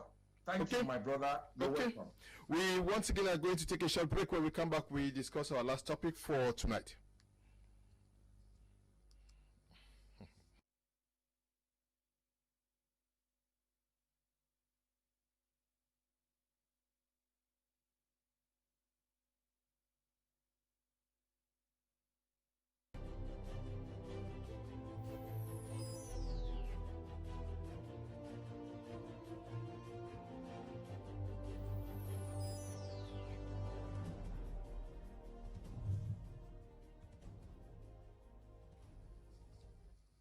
You are watching Prime on My Media Prime. This time around, our last topic has to do with the situation of the workers of CDC. They have gone for 19 months without salary. They undertook a strike action last week in Tico, requesting that their salaries be paid. And meanwhile, CDC itself is helpless faced with this situation, owing to the ongoing socio-political crisis rocking the southwest and northwest regions. Quite a difficult one there for the CDC. Apostle Ambe. Yes, I still go back to discrimination as far as the state is concerned. Okay. because the CDC is not the only organization or association that has been without work for a while. The teachers have been for approximately 3 years without going to school, and they've been paid salaries. Where did the money come from that was used to pay the teachers when they were not working? Is it because the teachers rose up and were the ones who constituted the initial strike that broke out the Anglophone crisis? Why would some level of preferability be given to some particular class of people in the country and others are neglected? It's true. We will say that CDC is a parastatal and the teachers are full government workers. But I think the government has a very good percentage as far as CDC is concerned. And much of the finances of the CDC is controlled by the government. And now does the government want to tell us that they have not kept any reserve to at least give even 2-3 months salary to these people to tell them that the situation on ground is not good? Receive this portion of the salary, because I don't think those people are asking for the 19-month salary. Probably they need basic allowances for their children to go back to school. The government would have at least called them and said, okay, the situation on ground right now, you can see for yourself, is not proper. We are giving you 3-4 months salary for you to take it and sustain your children to go back to school, while we will be pressing for to see how things take back. But we only see people have been appointed, new director of PAMO, new director of CTC, and all these other appointed director to go and work where? Because they claim to have been saying that these institutions have closed down, or they have shut down as a result of the Anglophone crisis. That's the reason why there's no money in circulation. If there's no money in circulation, does the state not have a reserve that could be used possibly? Secondly, these very CDC workers have been paying taxes in this country. Could their taxes not be used to sustain them for a while, as a back or insurance to sustain them for a while before life continues? How can they just abandon CDC like that? The teachers are not different from the CDC workers. All of them are Cameroonians, and they have basic needs. And the teachers were not teaching students. Schools were shut down by the separatists, and they were still paying teachers. Are they telling us some Cameroonians are more Cameroonians than others? Okay. How do we understand this situation? ATEM EBAKO. Mr. Leo, it's quite a sad one to see young men, young women, parents, and citizens of that CDC that have been for 18 months that have not received their salary, even when the general manager came out and told the public that they have been paid for 3 months. Even in the going back to school, that they were even expecting to even get some money so that they can be able to send back their children to school. They didn't get anything. So this is really sad that we can, like I keep saying, that these are systems that we always deny its own people. And until Cameroonians understand that the only time Cameroon can be a place habitable for Cameroonians is only when Cameroon would have attained its sovereignty. As long as Cameroon is still a sovereignty and is still a colony under an imperialist, Cameroon will always have policies. Laws will only be there on paperwork, just on the mind of the people, but it will never be affected, implemented in such a way that people can say that truly Cameroon is a state of law. So, Mr. Leo, these are the kind of things that I keep saying as a Pan-Africanist, that let us look at very good examples in other countries. The most recent one I'll still use is Zimbabwe and Mali. Mali has lived for 25 years under a democratic system, and that has never worked for the Malians, and they have gotten tired with the electoral processes. We must be able to decolonize ourselves and understand that until we begin to encourage ourselves, we are not going anywhere, Mr. Liu, because right here we are stuck. The question here will come every time on this platform. We'll talk all about what is happening in Cameroon, but at the end of the day, what are the solutions that we can really offer to the viewers or the population of this country as to be what has to be done to make Cameroon become a place where we all can be proud to say we are Cameroonian. So if we don't look at the history very well, we'll not be able to know where we are going to, Mr. Leo. These kind of things will always happen. Why will it always happen? Because at the end of the day, like I still say, that the masses, all their work will always count for nothing, because their government is always highly indebted. In 2017, when France took a shorty for Cameroon to take a loan at the level of the IMF of 400 billion to support and develop its private sector and to revive its economy, Cameroon government sent in some money to CDC, which that money was, and it was supposed to have been used to pay some of these workers, because the government has supported CDC in this is a crisis that it has gone through ever since we have been suffering from this issue of the Northwest and the Southwest. Now look at it again, Mr. Leo, that this crisis has been able to collapse this corporation, whereby the money that these people would have even been receiving, I used to keep saying that even if we keep using the feces to recycle them to make gas, to make a cooking gas, it will still be beneficiary to the people. If people in this country, even if the loans we took and the investment we do in Cameroon, we actually did them in a very sincere heart, it will even have developed the country to a place where people will not even cry. But people embezzle out of development. And at the end of the day, what they embezzle is not being invested in Cameroon to actually create employment and begin to quell down this kind of tension.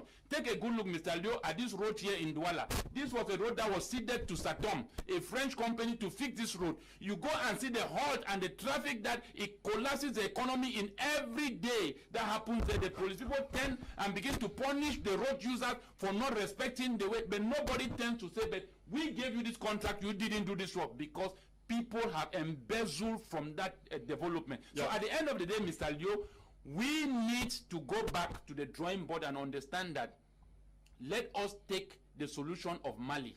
We need to help this government. I said that federation will not work in Cameroon because Cameroon is a colony. Okay. Whether it is, allow me, Mr. Leo, somebody else will take my time. Just let me say something here. We are looking for solutions here, Mr. Leo.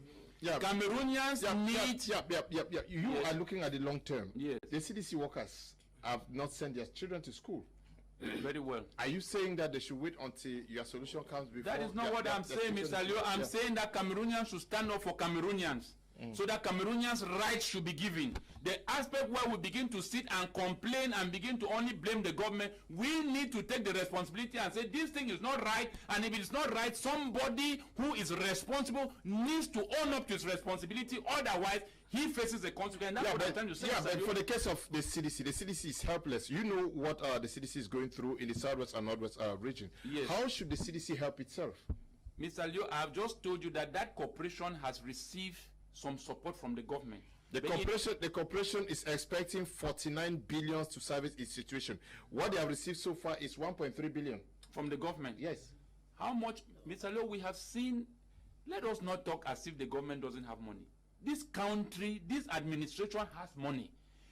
Cameroon, you know that it's not just few months ago that the GDP went down to 0.1%. It has climbed to 3.5% in the midst of this war. So I'm not saying that the country is poor. The country has money. This is just wickedness. This is just what I'm trying to tell you. This is wicked, and these are the kind of things whereby Cameroonians should not just sit down because they are not the workers of CDC and fold their arms and think that it's just a group of people who are complaining.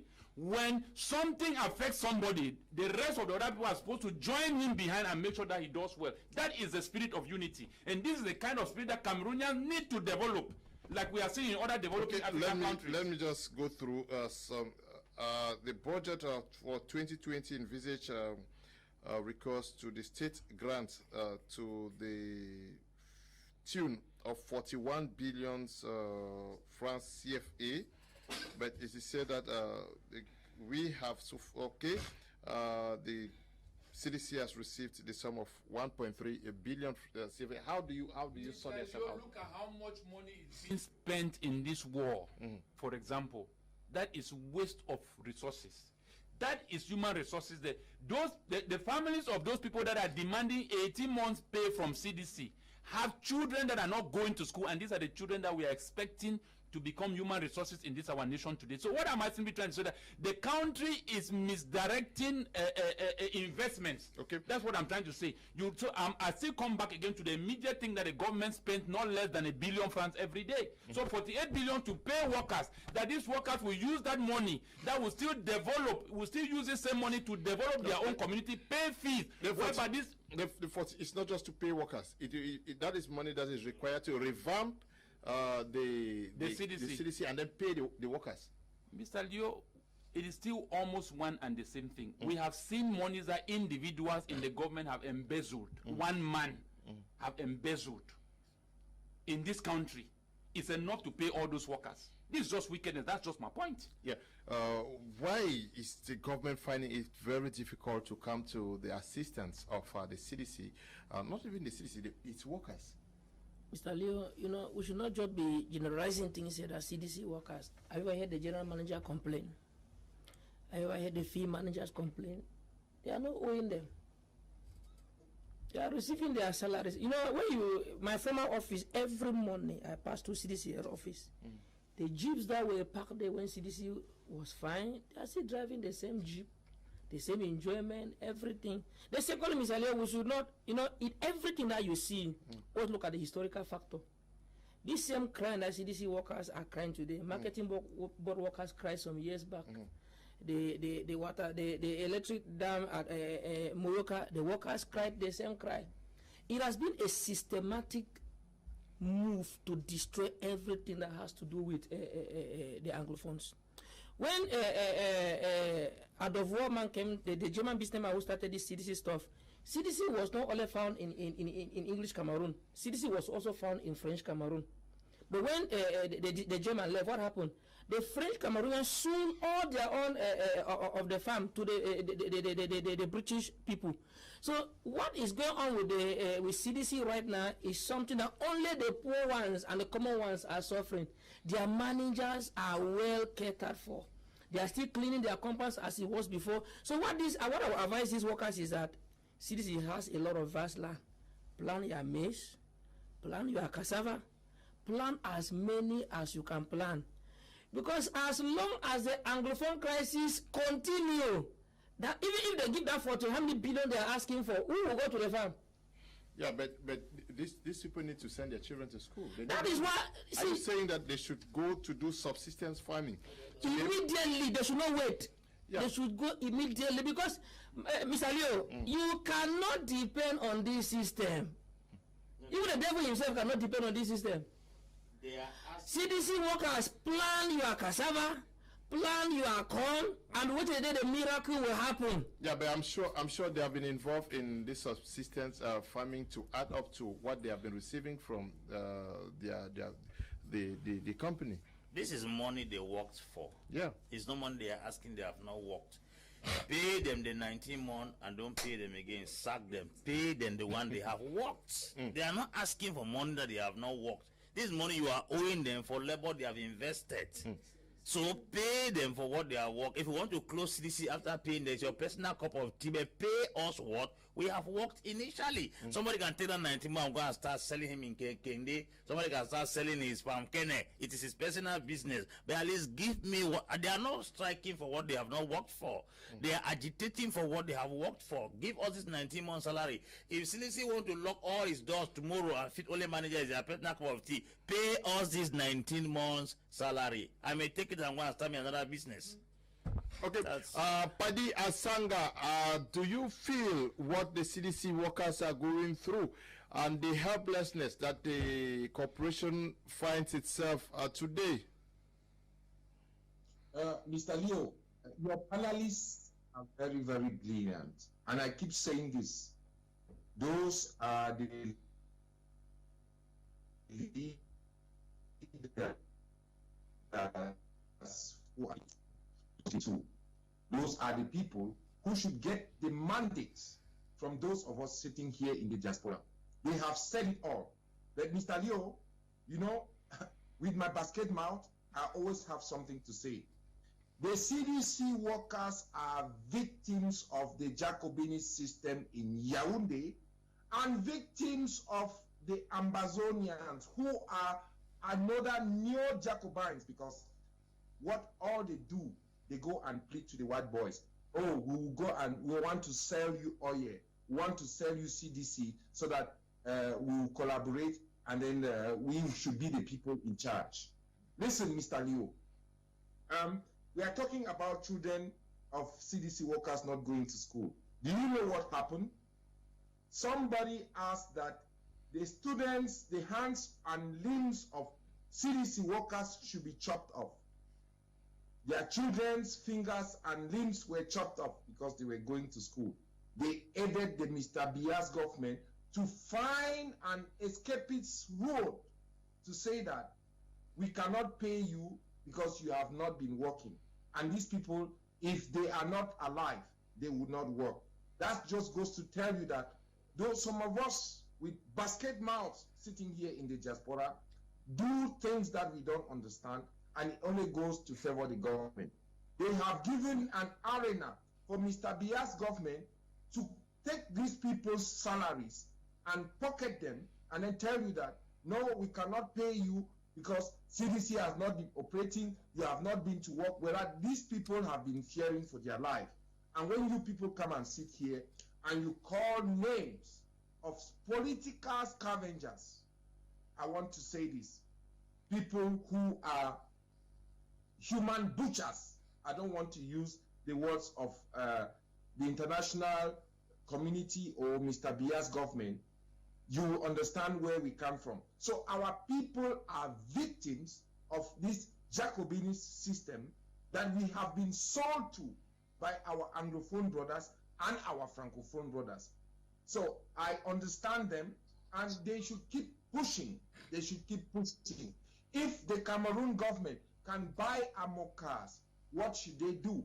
They should give those people protection and pay them their salary, and they will continue to work because they have no other choice than to go and do what they know how to do best. And I want to congratulate you, Mr. Leo. That's my own plea on this platform to tell you that you people are the voice of the people. You are the voice of the Anglophones, and Anglophones should patronize this platform and educate our people, let them know our rights. Those people have the rights to be on the streets, and they should not only be marching against the Jacobini system, but they should be also marching against those people who came and chopped up their fingers and limbs, ordered by basket mouths like myself sitting here in the diaspora, and then you see them eating crabs, taking pictures, snapping with their girlfriends, changing girlfriends like underwears. That is what our people are going through, and anytime, anywhere, and if you call me, I'll come here to tell you as it is. Thank you, Mr. Leo. I'm listening. Okay. Should the CDC not be given priority in almost everything, given the very important position it holds in Cameroon's economy, and also knowing that it is a patrimony for this nation? Mr. Leo, I told you the last time that CDC employs 22,000 plus workers with a running capital of 318 billion and some hundred of millions put together. That manpower and that budget alone influences this economy in different ways, whether we accept it or not. Secondly, Cameroon has a reputation of producing the world's best bananas, and it's CDC that is doing that job. An image about the nation is being sabotaged at the international level because a particular industry in the country is affected.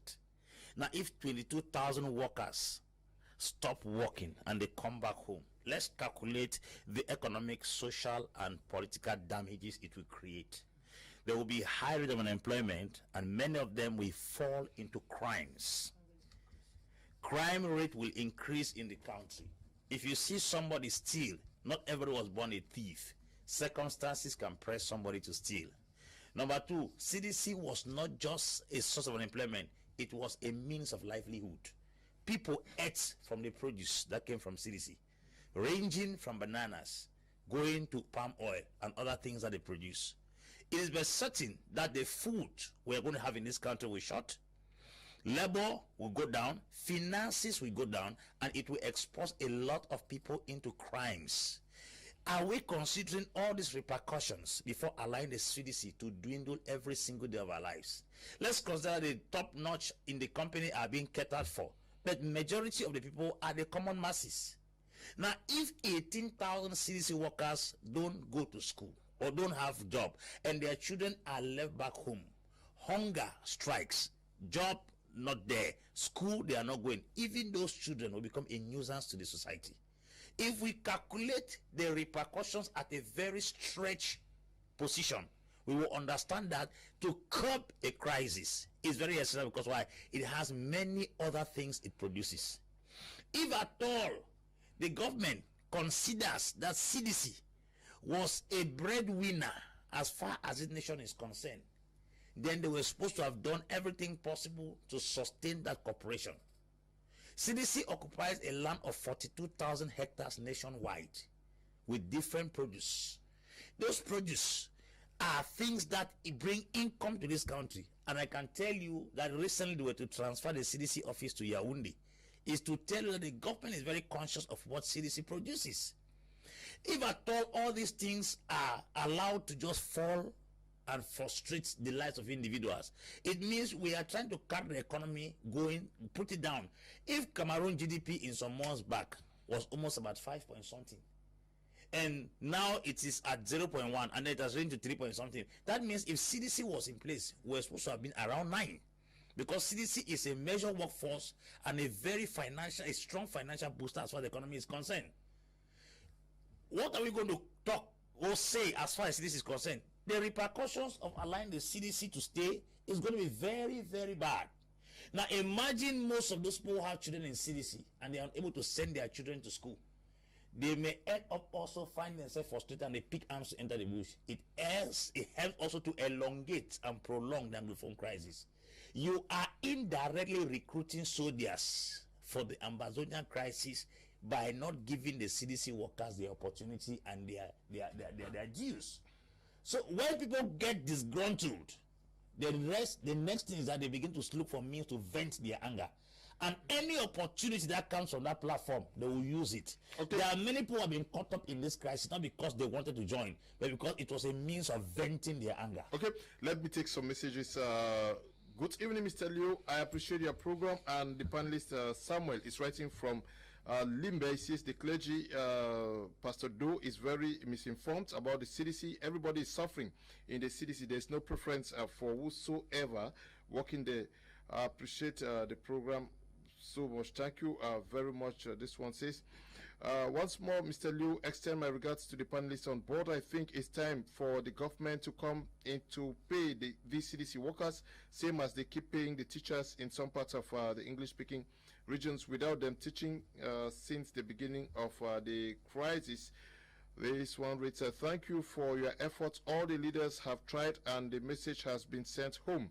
But those who are abroad should fall behind those who are in jail. Support TABE, Ayuk, Mancho Pen, and the rest. Those who are in Europe are working their money out. This Peter writing from where we don't know. Good evening, Mr. Leo. Thank you for the great work you are doing, opening the minds of the common man. Self-interest is what is slowing down development in this country, creating divisions in Anglophone problem. Where there is no public interest, tears shall be every minute. Jonah is writing from Bamenda. Good evening, Jonah. Good evening, Mr. Liu. I'm Johnny from Bamenda. Please, Mr. Liu, stop. Okay. Some persons from coming to your program. Okay. Good evening. All, please, can the host not invite other activists like Sako, Chris, and Yaba to share their own opinions? I say so because I have realized some activists appearing more than twice while many have not featured. Ngembe Hillary is writing from Ngembe Hillary is writing from Amanda, no, from Yaoundé. Mr. Kum, good evening. The Kumbaman, my brother, is on the end of the truth as a point today. Ngwani Roland writing from Boya, good evening to you. Okay. Good evening to you, manager. The guy in black is a castle builder in sky. He's just, okay, a Pan-Africanist, okay. Kanjo is writing from Boya. This one says, some people are not clear. Sophie is writing from Boya. Good evening, Mr. Liu. When I get speaks, I feel as weeping, okay. Lizette is writing from Tico. This one says CDC should pick up arms. Their money will be paid. Okay. No, that's not what we want for our people. Now, ANDRIN, ATEM, EBAKO. Some persons are writing to find out why it is easier for the government to give money to a company like Cameco and very difficult to assist the CDC? You see, Mr. Liu, the situation with the CDC workers is quite obviously that it's in such a way that it's difficult for probably the government to have really shown some greater concern to have paid those workers, because you remember that these people are not only victims of their salaries are not being paid, but they are also victims of that armed conflict down there, because a lot of them were being restricted for not going to work by the separatist fighters. So let us be very clear on that. So this is how they have become now victims of this crisis. You see, so the question that we have to keep asking ourselves is that in all indication it shows that we are not absolutely making any progress, because looking at the statistics of the 1.7 million people now who now reside in those two regions due to this conflict, and look at how many persons have died, the internally displaced person, those that have fled out of the country. The question here I really want to ask is that, do we really feel that leaders will still come out of this thing, that this whole Anglophone crisis, that can really bring about a change? The answer here is no, Mr. Liu. I will say this to Cameroonians, that we are stuck with a system which from the beginning has denied its own people. We saw in 1958 the UPS stood and fought for the independence of Cameroon. That was not given. UPC. The UPC. We were being given an independence by France.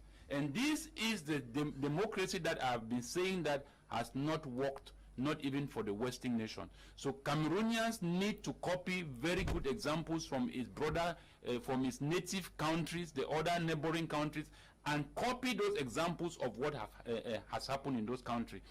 We must learn at one point to set aside our differences and understand that if we are fighting today and we are calling ourselves black legs, don't forget that we are fighting a system which is a colonial, it's a colony.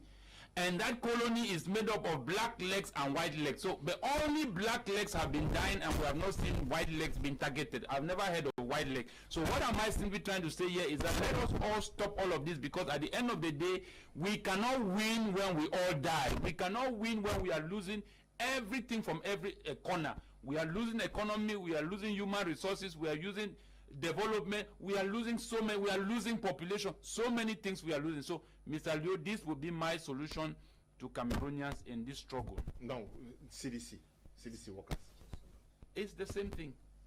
When CDC cries, Cameroon cries, because those are head of families. Those are people that represent families. So we are crying. So what am I saying here is that we must set aside our differences, Mr. Liu, and start learning how to work together and build this country in the spirit that fits us, instead of us hanging and begin to create more divisions. That is my point, that unity will be our only key success for Cameroon to emerge. Out of unity, we are only sinking down, and at the end of the day, Mr. Liu, the government has money. This war can go on. In my analysis, I gave that this war minimum will take 10 years, 5 years for effective dialogue to take place, and another 10 years for the rebuilding of those two regions. So at the end of the day, the government can keep this war for the next 20 years. Who will lose? We will lose population. And at the end of the day, we will not have people in those two regions. So we must not persist. Another way to win a war is to retreat. Let us run and live to fight another day. We must not fight and all die. This is a great this is great encourage to you guys, but you guys should actually talk about solutions, not pointing out the problem. We know the problem. Let's look at a very good solution. That is where we should end the program with. Good evening, Mr. Liu, and you panelists, for a job well done. Please understand that the government is carrying out projects to create something similar to the CDC. That's why they care less about the CDC. If anyone is still thinking of one Cameroon, let them forget. Akoja is writing from Menka. This one says, Mr. Liu, good evening. Please sing the CDC workers' plight like you did with the CDC land grabbing saga, and something will surely be done. Andre is writing from Tico. Andre, good evening to you. Good evening, Mr. Leo. Thanks for such a program, but one thing I have to tell Cameroonians is that they are fighting a wrong fight. We should fight against our selfish attitude and change our own self before thinking about our country. Message to all the so-called leaders to wait till I come to bring total peace for Cameroon. Paul Biya is not the problem, but the greed of Cameroonians is the problem. Okay, you're writing from London. This one says everyone in CDC is suffering, even top management. So they should not deceive persons. Stanley Mukete is writing from Limbe. Greetings to the studio over there. One of the work from the CDC, Tico, Mr. Fidelis. We have been working for 19 months without salary. Our children are not going to school, but his own children are going to school. Okay, are still working. Okay, he says the general manager and some of us are still working. Our Xmas deposit and credit union money have not been paid. Okay. Hello, Mr. Liu and the panelists. CDC workers are not even given the opportunities to farm crops like cassava, maize, and they are using the military to threaten the workers not to farm crops on the land after not being paid for almost 9 months. Some of them are being threatened to be dismissed. Jimmy is writing from Tombel. Good evening, Mr. Liu and the technical panelists. The management of CDC are just using this crisis to enrich themselves. Okay. Okay, Sakwe is writing from Tico. This one says, I always appreciate your programs. I'm a CDC worker. Not only the government is wicked, okay, but some of our management too. Mboa is writing from Tico. Good evening to you, Mboa. Now, Mr. Liu, I totally agree with this struggle, with the fact that this struggle has become a business. Let's ask ourselves what the various leaders were doing before the crisis. From there, we will be able to know whether they are leaders or thieves. Mr. Liu, I just want to let you and your panelists know that SEC recently published 17,000 teachers with integration decision but don't have salaries. It's really a sad situation. Alan is writing from Bomenda. Now, the CDC workers are in a very tight corner. CDC itself is in a very difficult situation. What should be done to help the CDC and its workers? To me, I was just going through the proposal of the Grand National Dialogue for the Special Status. I propose that CDC should be considered one of the subject on this Grand National Dialogue. CDC should be officially given to the Anglophones, make it a public limited company where Anglophone can buy shares. Because if you look carefully, notice that there are many Anglophones who have big estate of hundreds of hectares. They are fully functioning as, and nobody has disturbed them. If you look at these guys attacking CDC, their main focus is attacking the government through the CDC. Yeah, but if this CDC is completely handed to Anglophone and this Cameroon Development Corporation is changed to West Cameroon Development Corporation, and it can be easier for us to convince the boys on ground that. No, we are looking at the situation now. The workers, you are looking at long term. Something that may happen, which may never happen. But these workers need their salaries, and CDC needs to survive. Okay, very simple, Mr. Leo. Looking at the general structure on ground now, Sonora had a similar problem, but the workers are being paid. Anything that has to do with Anglophones are always neglected in this country, and CDC is just one of the workers are one of the victims. Sonora workers are fully paid. The majority of the laborers in the field that are highly suffering, and some people can be making comment from far. We live in Limbe. I have more than 20 CDC workers in my church. From I interact with both of them. We can think those are really suffering. These common ones are really, really suffering. So the best thing we can tell the CDC workers first for now, look for different means. Let the young ones enter into bikes, and if you look carefully now, we should also encourage our brothers in the quarter wall garages who have a tailoring workshop. Let's say we can give. But those who are also targeting CDC workers, why don't you also call on them to spare CDC workers from this struggle? Like Paddy Asanga says, why do we think that they also have not gotten something to do with the fact that CDC is suffering? If you do your research carefully, you will discover that this attack is attacking government through the CDC. If CDC is officially considered in this special status as being officially given to Anglophones, these attacks will drop from more than 80%. Most of the areas will begin to function. One of my pastors was kidnapped in Bamenda, and he told me that the guys, 7 of them were kidnapped, 5 were Francophone, 2 Anglophone. And the guy asked that if we came and met all of you were Anglophone, would have not taken you. Are you saying that all of those who were killed in Boyo, in all these places is because they are Francophones? We've seen many deaths who are Anglophones. No, they are killed because they are Anglophones, not because they are Francophones. They are killed because they are Anglophones? Yeah. Okay, Paddy Asanga, we need to find a solution for the situation of the CDC. What should be done by government and the population? Yes, Mr. Leo, thank you for that brilliant question. And Pastor just planted the decoration. And I'm very happy with what you people are doing on my Media Prime. You have brilliant young people who understand what our people are going through. You know, I'm not a Christian, but because I cannot live in a society where I would kill somebody because I don't agree with him. I will sit on your platform and talk to Apostle AMBE, I will talk to Pastor, and I will talk to your other panelists. So this is what I'm trying to tell you. Part of why the Amazonians and why we have separatist fighters in Cameroon is because there is a massive unemployment. And you want to understand that, Leo, you and myself went to school when they were telling us about NJEUMA hydroelectricity project that could illuminate or that could provide electricity for the whole West Africa.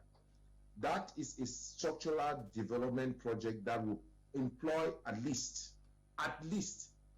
10,000 young men and women from the Northwest and Southwest region and will create startups. Mr. Leo, the Limbe Deep Sea Port is also a structural development project that will take people out of employment and give them a means to survive, not giving them fish, not giving them sardine, but telling them how to produce, making them able to produce sardine. Mr. Leo, I am an Abakwa boy, and I will say it as it is.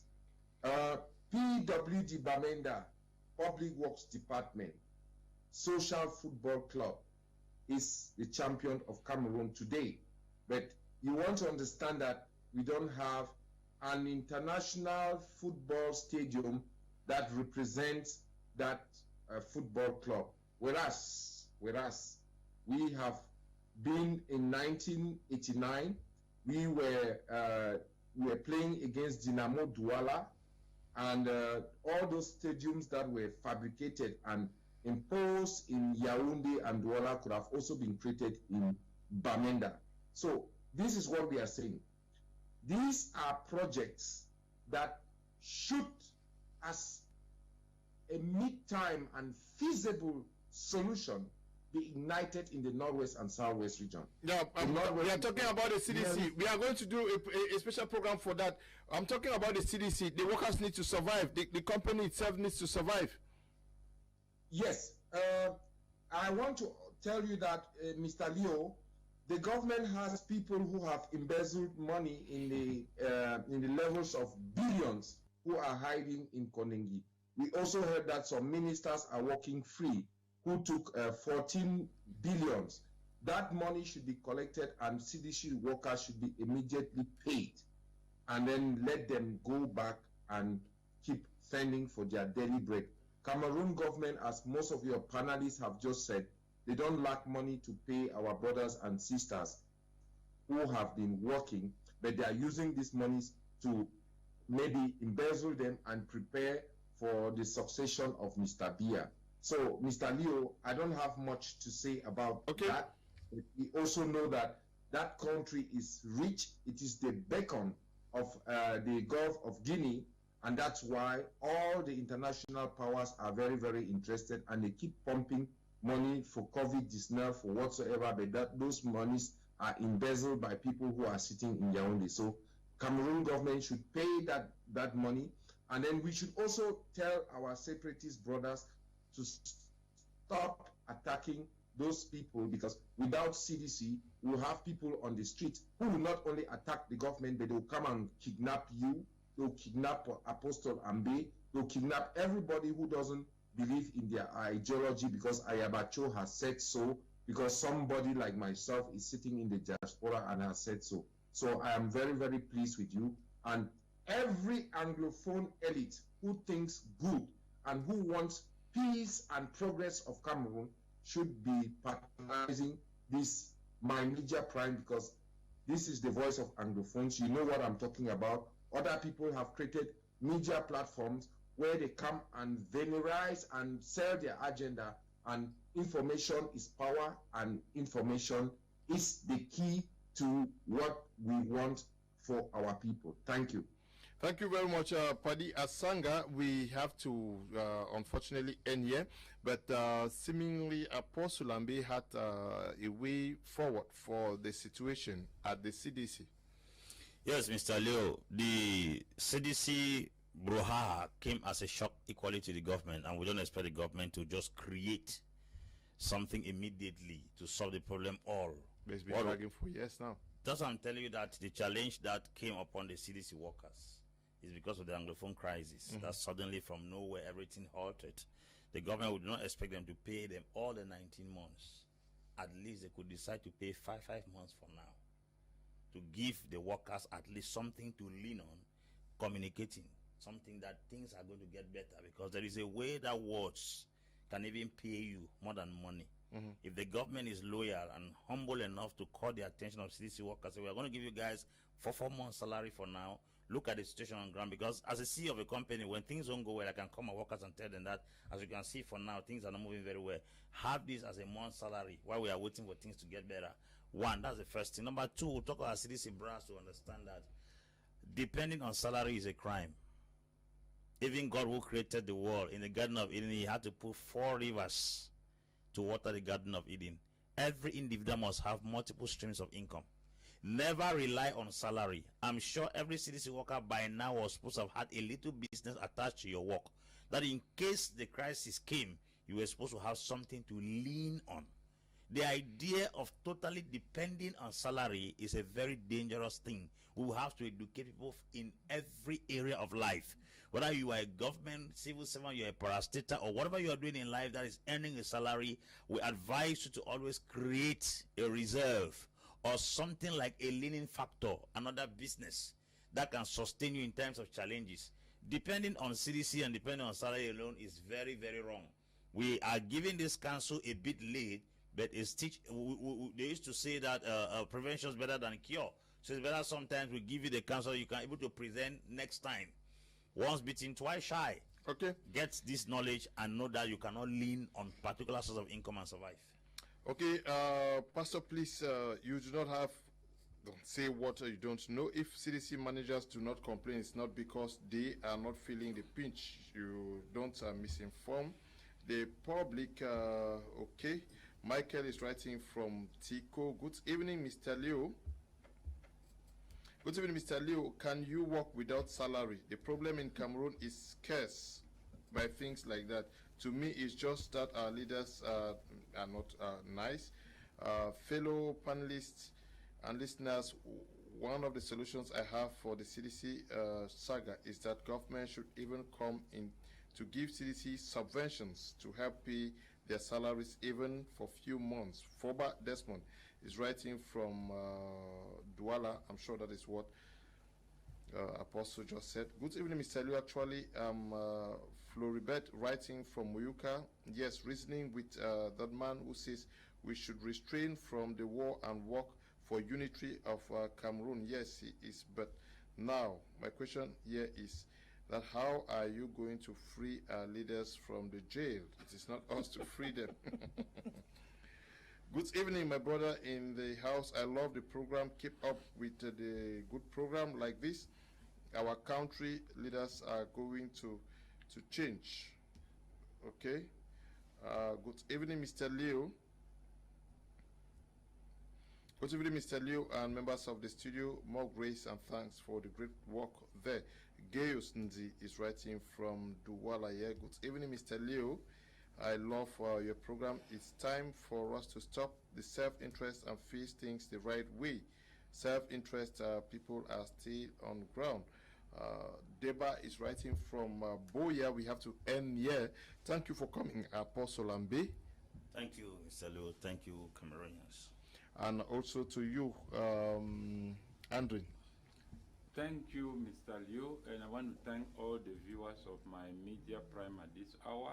Like I've always said, Mr. Liu, the Cameroonians have not still been ready for a change, so let us be patient and then build ourselves and build our unity and our strength and prepare for the future change. We cannot work for France, we cannot work and our work counts for nothing. Let us be able to stand up for our sovereignty, a people of self-determination. All of these things happening in Cameroon will take us nowhere as long as we are still a colony. So let Cameroonians put their heads up and make a one-time change. We need to be a people of self-determination. Okay. Charter your own destiny and be a master of your own destiny. Okay. That is the kind of system you should have in Cameroon, and those are the kind of leaders that should lead you to where you are supposed to go to. Thank you very much. Thank you very much, Pastor. It's my pleasure, Mr. Leo. I will once more call upon the NGOs who have been looking into IDPs conditions to also remember CDC, because CDC is also going through the same thing. It's my pleasure to be here. Okay, thank you to you too, Padi Asanga, for being part of this edition of the program. Thank you, Leo, and thank all your panelists. And I want to congratulate my Media Prime. I will not stop saying this. Repetition is the father of pedagogy, and I think that the Anglophones have found their voices in you, and we should be looking forward to respect the spirit which we brought into this union. That is the alternation of power, and we need an Anglophone president. I heard Jean-Jacques Ekindi in a concurative media say that the Anglophones have the solution. So an Anglophone president will probably bring the solution, and they should work towards that project and join us, who are champions of that Anglophone president project, because you cannot say a people with a political identity have a project or they have the solution and then you want to lead that solution. No, an Anglophone president, it's time for an Anglophone president to be at the helm of Cameroon and then lead us for 20, 30, 40, and 50 years. Then we'll sit down and make a judgment what system is best for the Cameroons, because we are still a neo-colonial country.